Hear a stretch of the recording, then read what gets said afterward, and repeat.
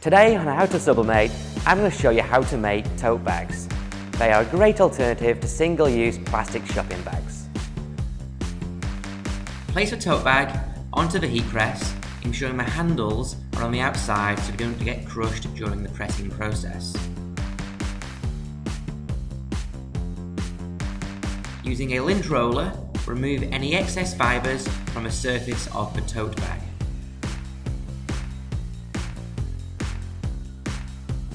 If it is creased, you can quickly pre-press for 3 to 4 seconds, which will remove any creases in the surface.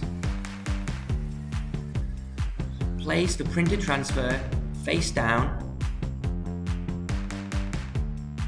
and secure in position using heat-resistant tape.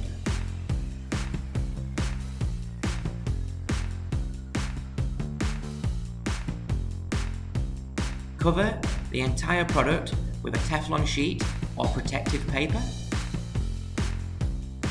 and then press with the recommended times, temperatures and pressure.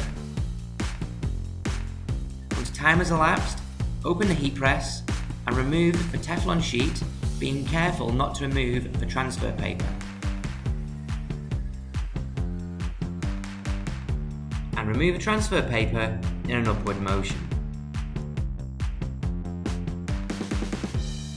Thanks for watching, and remember, full details on how to create these products, including time, temperature and pressure settings, can be found on the GJS knowledge base at help.gjs.co.